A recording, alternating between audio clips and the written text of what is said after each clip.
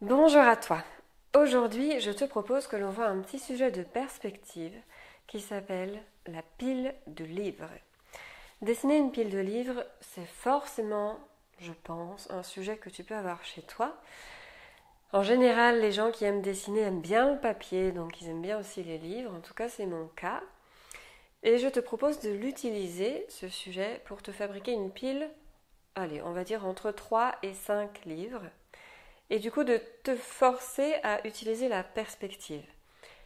Je t'invite, avant de continuer cette vidéo, si tu ne l'as pas vue encore, de visionner ma vidéo sur les bases de la perspective. Je te la remets en fiche ici. C'est important pour que tu puisses comprendre ce que je vais te dire après. Parce qu'on va parler de perspective à un point de fuite, de perspective à deux points de fuite, et tu vas voir qu'en fait je vais utiliser surtout la perspective à deux points de fuite. Mais pour bien comprendre et pour pas que cette vidéo là, ici maintenant, soit trop longue, va vite visionner celle-là que je te mets en fiche. J'ai aussi envie qu'on voit ensemble une nouvelle encre naturelle que j'ai découvert qui est super simple, plus simple, je crois qu'on peut pas, c'est le thé noir. Fais-toi le thé le plus imbuvable possible, le plus infusé possible. Et alors ça va te donner une encre très jolie, très sympa à utiliser, une encre chaleureuse comme ça, qui peut être super à utiliser pour des ombres. Donc je vais te montrer dans une deuxième partie comment l'utiliser cette encre. Je te montrerai ça en accéléré. Si tu veux télécharger mes recettes d'encre naturelle, je te les remets ci-dessous dans la description et c'est aussi dans mon article correspondant à cette vidéo. Sur ce, on y va, c'est parti pour la pile de livres, je te montre comment faire. Alors, la pile de livres, d'abord, il faut bien se mettre en face. Je choisis de me mettre en face aussi pour pouvoir tracer la ligne de la table. Comme ça, je serai sûre que ma pile ne sera pas de travers. Donc je trace une première ligne qui correspond à l'arrière de ma table. J'ai ensuite des livres qui sont vus de face et des livres qui sont en oblique. C'est-à-dire que je vais devoir là utiliser deux sortes de perspectives, la frontale pour les livres que je vois vraiment de face et puis l'oblique pour ceux que je vois en biais. Donc je vois l'arête devant moi.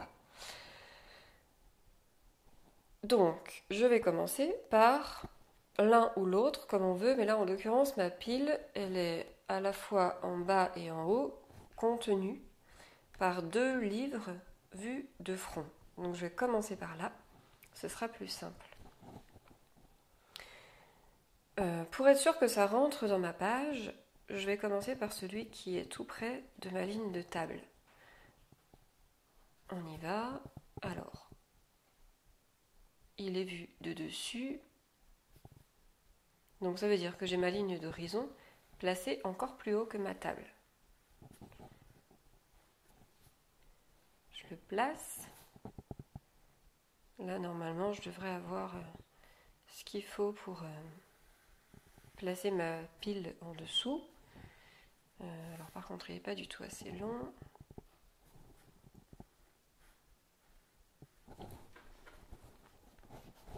Fais pas attention à mes traits pas droits, c'est parce que je suis complètement de côté et que c'est très compliqué du coup. Je ne peux pas prendre mon papier comme je l'entendrai. Et puis on va faire en perspective frontale, se rejoindre au loin la couverture du livre. D'accord, on a la couverture et la tranche. Ensuite, ça veut dire que là j'ai mon point de fuite, en perspective frontale à peu près ici. Donc ma ligne d'horizon à peu près ici aussi. Je ne suis pas obligée de mettre ces points de fuite vraiment sur mon papier parce qu'ils peuvent aussi en sortir. On va voir que c'est le cas avec le deuxième livre qui est donc un petit peu plus épais et qui va lui de biais. On a cette arête ici qui est devant nous et on va lui faire des lignes de fuite en biais. On utilise ici la perspective à deux points de fuite, la perspective oblique, qui porte bien son nom du coup.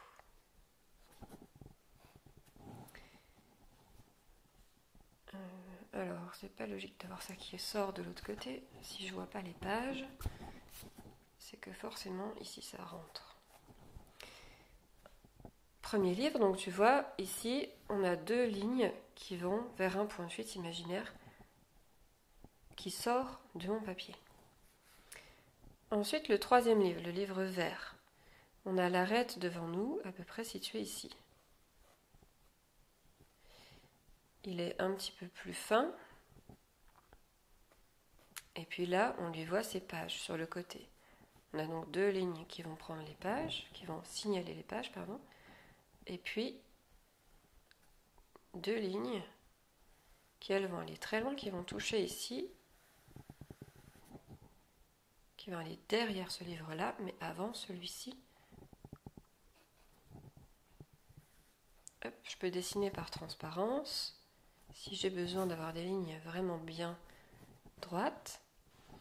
Et puis là, ça doit rejoindre un point de fuite imaginaire, d'accord? On a deux points de fuite là sur le côté qui se retrouvent. Et là, ensuite, on a l'arête de Klimt. Alors, il est plus épais, Klimt.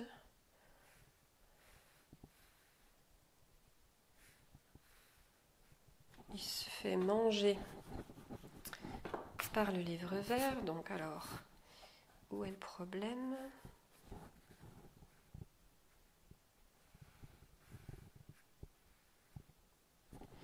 Voilà, là j'ai quelque chose de pas trop mal.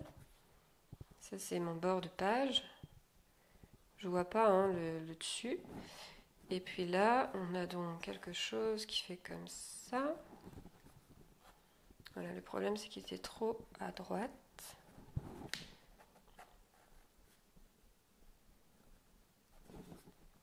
Et là, on voit un peu de son coin de couverture. Là, il part loin, par ici.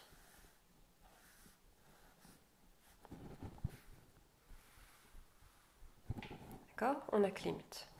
Et puis après, donc Hokusai, il revient d'ici, derrière. Là, on a une ligne qui va sur Klimt, mais dont on ne voit pas la fin. Et on retourne en perspective frontale. Donc on a notre point de fuite toujours là-haut.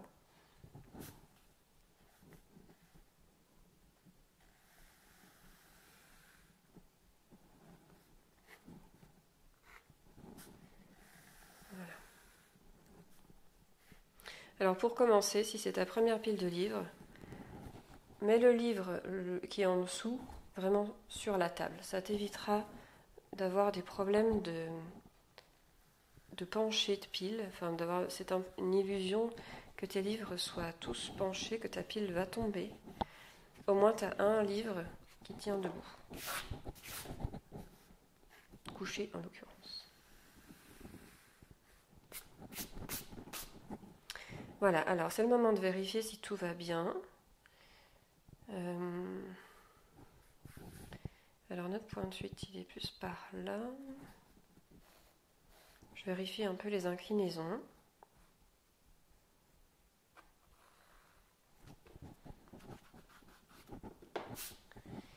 Et là, mon livre, il est... Je vois la tranche ici. Donc c'est que ça part de l'autre côté. Alors est-ce que ça marche ?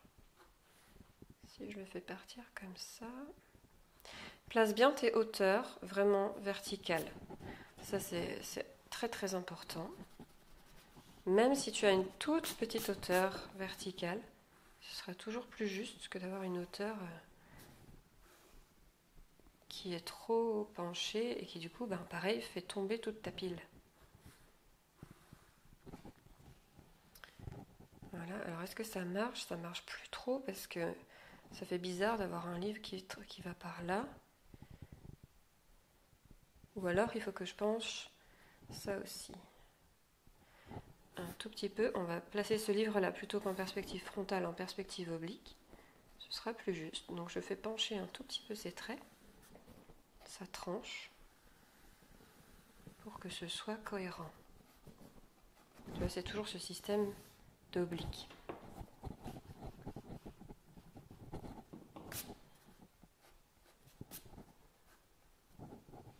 Voilà, et là ça paraît cohérent, c'est le livre qui a tourné, c'est pas la pile qui se trouve déformée.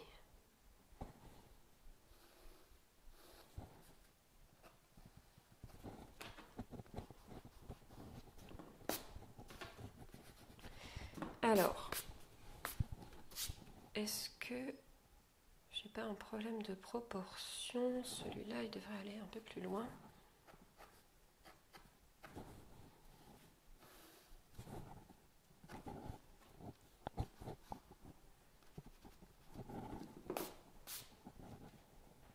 Voilà. C'est beaucoup plus logique. Je vérifie que mes autres livres soient bien là où ils doivent être. Tu vois que j'ai pas encore fait les détails d'ailleurs, hein. J'ai fait là le demi-cercle de la couverture de Klimt pour pouvoir m'y retrouver. Le demi-cercle qui est d'ailleurs très mal placé, qu'on va replacer. Je fais sa hauteur et là, je fais le demi-cercle tranquillement. Je peux faire les petits détails ensuite. Tu vois la couverture qui se rentre. Et là, donc j'ai les pages. Ici comme ça. Là, en fait, c'est plus qu'une question de parallèle. Une fois que tu as la structure de ta pile, alors tout va bien. Tu peux faire tes détails et là, tu vas mettre le niveau de détail que tu peux mettre. Ici, par exemple, on peut faire les pages à l'intérieur, comme elles doivent être. C'est celui-là. Le petit retour, si on a envie.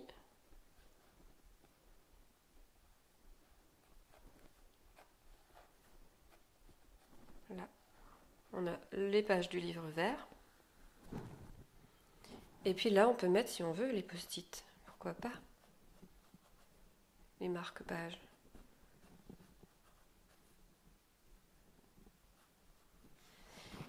Ici, on a vraiment un livre avec une reliure collée, donc là, il n'y a pas trop de détails à apporter. Ici aussi, et puis là, c'est carrément un coffret. Donc encore une fois, pas de détails à apporter. Tu peux écrire, si tu as envie, Okusai, enfin les titres. À toi de voir ce que tu as envie d'avoir comme niveau de détail. Là, pour moi, je choisis là pour la vidéo, parce que ça sert à rien que tu aies énormément de détails, de continuer avec le thé noir en accéléré.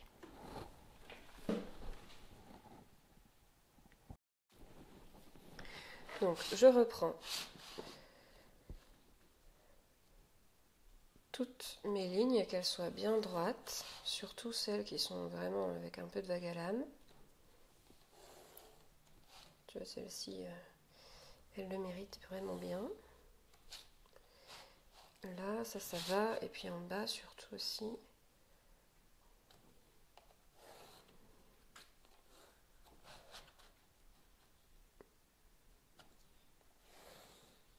Voilà. Et là, je vais gommer pour juste voir, moi, ce que j'ai fait. Je crois que du coup, c'est ma table qui est un peu de guingois. Hop. Voilà. Je gomme, je te montre pas le coup de gomme, c'est franchement un coup de gomme. Et puis, on continue avec le thé noir en accéléré.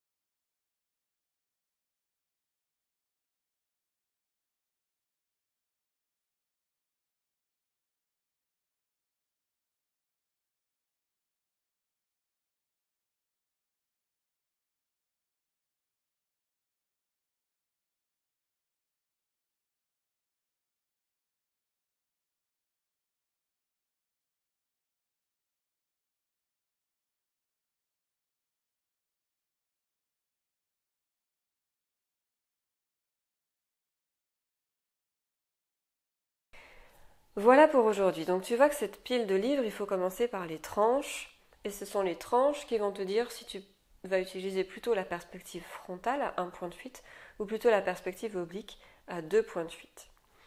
Voici la mise en couleur avec le thé noir une fois sec. Si tu trouves que c'est pas assez rehaussé, tu peux faire cling, un petit rehaussage au crayon de couleur aussi, ou même à l'encre de Chine ou à l'encre de marc de café.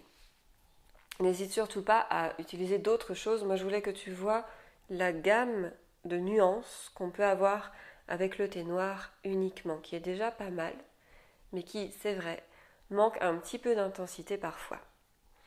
Je trouverai d'autres encres plus contrastées. Si tu télécharges ma palette, tu auras les mises à jour au fur et à mesure de ce que je trouve. Si tu me suis aussi sur Instagram, tu l'as déjà vu passer cette encre-là et tu vois que je suis en train presque tous les jours de tester de nouvelles façons d'avoir des encres. À toi d'aller regarder et d'aller fouiller sur mon compte pour découvrir tout ça. Si tu souhaites continuer avec moi et aller un peu plus loin, va voir l'article qui est dédié à cette vidéo que je te mets en description, qui est plus posé, qui est plus précis souvent parce que je le rédige après le tournage de cette vidéo. Je prends beaucoup plus de recul que maintenant où je te montre mon expérimentation tout simplement. Merci à toi pour avoir visionné cette vidéo. N'hésite pas à me dire en commentaire ce que tu en as pensé, à aimer si tu as aimé et à t'abonner à la chaîne si tu veux continuer un peu plus loin. À très bientôt pour de nouvelles vidéos. Merci.